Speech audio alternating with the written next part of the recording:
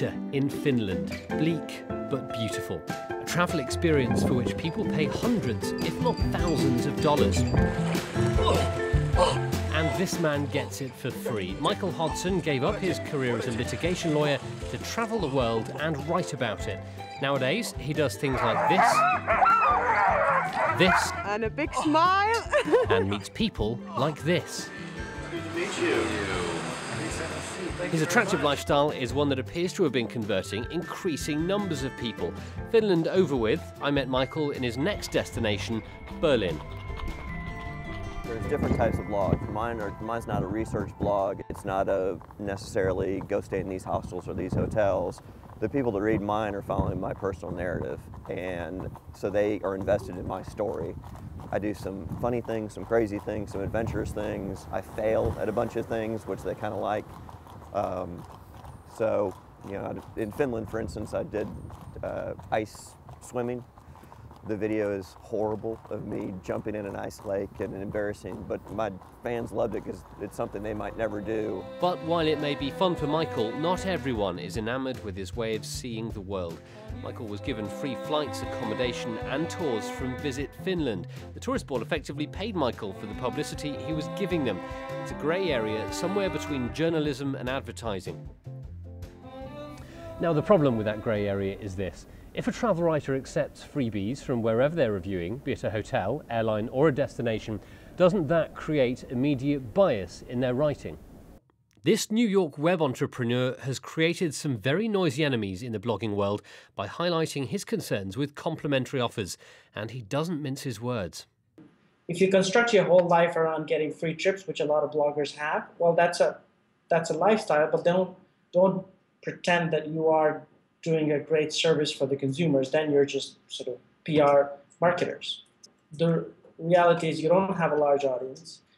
Marketers are using you for either misleading their clients or getting clips that really don't matter in a sort of longer term sense. And having a blogger on your side can create some powerful publicity. A survey for the World Travel and Tourism Council concluded that nearly half of us have changed a trip after what we've read on sites like Facebook and Twitter. In 2010, the PR industry showed the first signs of really understanding that influence when Jordan held one of the first dedicated bloggers-only trips, letting the writers tour sites like the Dead Sea, Jerash and Petra, all for free. But the tourist board says it didn't directly try to control what was written. It's important that they have an independent voice, because it's that independent voice that is trusted by their audience and by the consumers that we're trying to reach. So we don't try and control them at all. We just give them the opportunity to experience the country and the attractions that we have in Jordan as any international traveller would do.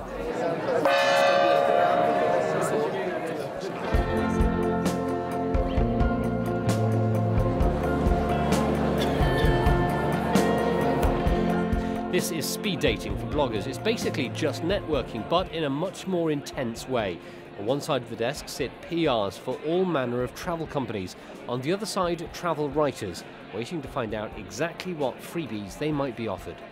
We're going to Australia at the end of the year, and so right now we're looking at different Australian hostels and hotels and tourism groups that would be interested in working with us and promoting their brand. And so it's always a mutually beneficial relationship, because not only does it help us sustain our travel lifestyle, but we're able to promote different companies on their behalf for social media. Are travel blogs that accept incentives to travel somewhere corrupt? No. Are technology writers who work for major magazines and newspapers who accept freebies from the companies that give it to them and then write honest reviews of that technology corrupt? No, people respect their opinions because they test the technology. They talk about why it works or it doesn't work. A blogger is based very much on its readers. A blogger is not existing without its readers. So the readers, if they see that the blogger is corrupt or writing unhonest things, they will penalize it. They will leave and they won't read. So the blogger will fail.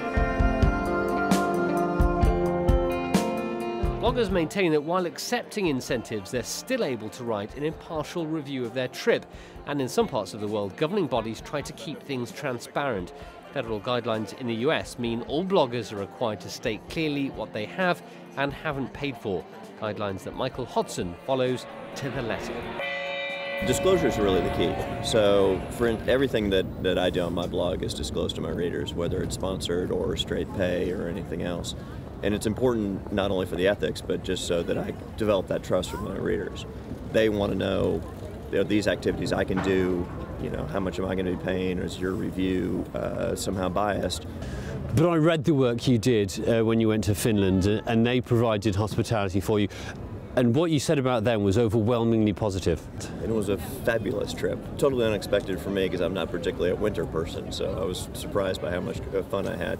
One of the things I wanted to do on that trip, though, which is going to end up being negative when I eventually write about it, was I just missed the Northern Lights. Obviously no fault of Finland, the weather was horrible for it, but I managed to have a fabulous time doing a variety of other things they set up for me. Some of it completely unexpected, and yeah, the reviews will be glowing just because I had a great time. Michael travelled to Finland as part of a group of bloggers, all of whom tried different activities. There's no doubt their writing is heavily positive, though it's very difficult to say how influenced that is by the fact their trip was free. But anyway, it is possible to find some balance if you look carefully. Not good enough for some, though. If you are taking freebies on things that are of an extremely high dollar-pound value, which travel is, whether it's a hotel, especially whether it's a destination, because then the destination is also paying for your flight, then these dollar values become really high. And then it's just human nature that you will be affected to write about it positively. Number 2. There's financial imperative at work here. Most of the bloggers I spoke to said they couldn't carry on without help from their subjects. Anyway, they point out, glossy magazines and newspaper supplements have been doing this for years. So why can't we?